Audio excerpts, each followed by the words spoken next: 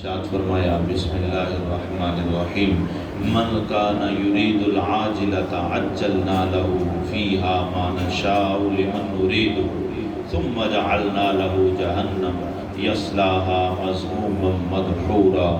فرمایا جس نے اس دنیا کا لالچ کیا، من کان یرید العاجلۃ، جس نے اس دنیا کی چاہت رکھی، جو اس دنیا کو چاہتا ہوگا، ارشاد فرمایا عجلنا لہ فیہا ما نشاء لمن نرید۔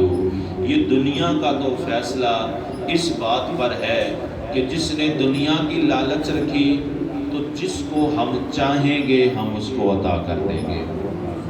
یہ دنیا کے معاملے میں ہے، یہ دنیا کے معاملے میں یہ قدرت کا فیصلہ ہے۔ فرمایا کہ جس کو ہم چاہیں گے یہ دنیا عطا کر دیں گے۔ پھر فرمایا ہوگا کیا؟ پھر قیامت کے دن ثم جعلنا لہ جہنم، دنیا کا چونکہ لالچی تھا ہمیں چھوڑ دیا تھا، فرمایا پھر ہم اس کو جہنم میں ڈال دیں گے، یصلاھا مذموما مدحورا، انتہائی ذلت اور خاری میں دھکے کھاتا ہوا دوزخ میں جائے گا۔ کس کو؟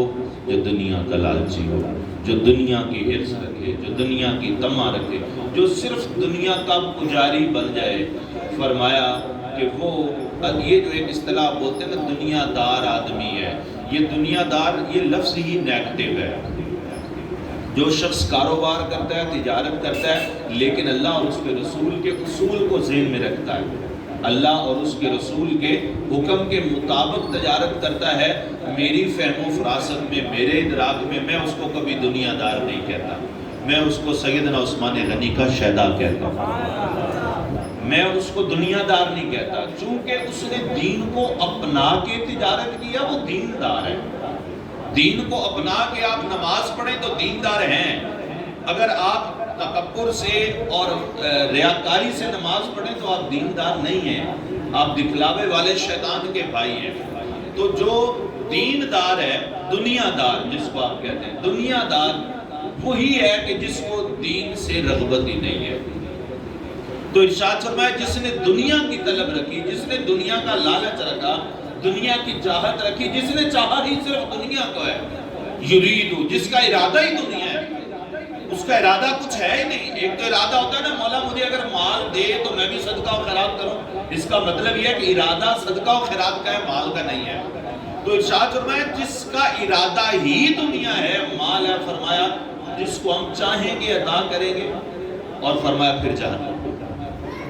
دوسری آیہ مقدسہ ارشاد فرمایا وَمَنْ أَرَادَ الْآخِرَةَ، لیکن جس نے آخرت کا ارادہ رکھا، جس نے آخرت کی چاہت رکھی، جس نے آخرت جس کے ذہن میں تھی، آخرت جس کی خواہش تھی، آخرت جس کا ارادہ تھا، جو آخرت کا ارشاد فرمایا چاہتا تھا، تو فرمایا صرف ارادہ نہیں کریا، ایک ہوتی ہے خواہش کرنا، ایک ہوتا ہے ارادہ کرنا۔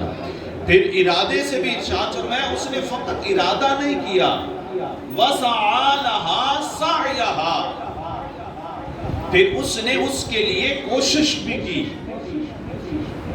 آخرت کا ارادہ کیا، پھر اس کے لیے کوشش کی، سعیہا، اپنی پوری کوشش اس نے کی ہے، آخرت کا ارادہ کیا۔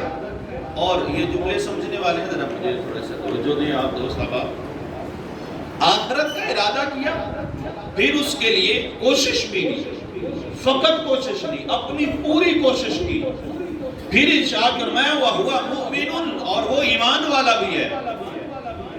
آخرت کا ارادہ کیا ہے، پھر ارادے کے بعد کوشش کی ہے، پھر پوری کوشش کی ہے، پھر وہ صاحب ایمان بھی ہے۔ تو ارشاد فرمایا فَأُولَئِكَ كَانَ سَعْيُهُ مَشْكُورًا، فرمایا پھر ہم اس کی اس محنت، اس کی اس کاوش، اس کی اس کوشش کی قدر کرنے والے ہیں۔ یہی وہ لوگ ہیں کہ جن کی محنت کی قدر کی جائے گی، یہی وہ لوگ ہیں جن کی محنت کا پورا پنجابی میں کہتے ہیں نا مول پایا جائے گا قیامت کے دن۔ یہ قیامت کے دن جب اس محنت، اس کوشش، اس تگودو، اس ریاضت، اس محنت، اس عبادت کا جب قیامت کے دن ہمارا بھاؤ پڑے گا، پھر ہماری آنکھیں کھلیں گی، آئے کاش کہ ہم نے نماز کے لیے صرف 10 منٹ کے لیے انتظار کیا، کاش کہ ہم نے 20 منٹ انتظار کیا، کاش کہ ہم نے 5 نماز فرض کے علاوہ تہجد بھی پڑھے ہوتے، کاش کہ ہم نے فلاں۔ حضور نے ارشاد فرمایا قیامت کے دن جنت کے اندر بندہ مومن کو ایک ہی حسرت ہوگی اور کوئی حسرت نہیں ہوگی، ساری حسرتیں ختم ہو جائیں گی، ایک اس کی حسرت ہوگی۔ فرمایا وہ حسرت کیا ہے؟ جب وہ اپنے سے اوپر والے کا درجہ دیکھے گا تو وہ اس وقت حسرت کرے گا، ہائے کاش کہ فلاں وقت جو میں نے غفلت میں گزارا تھا، کاش میں نے اللہ کا ذکر کیا ہوتا تو آج میرا بھی ایک درجہ ہوتا۔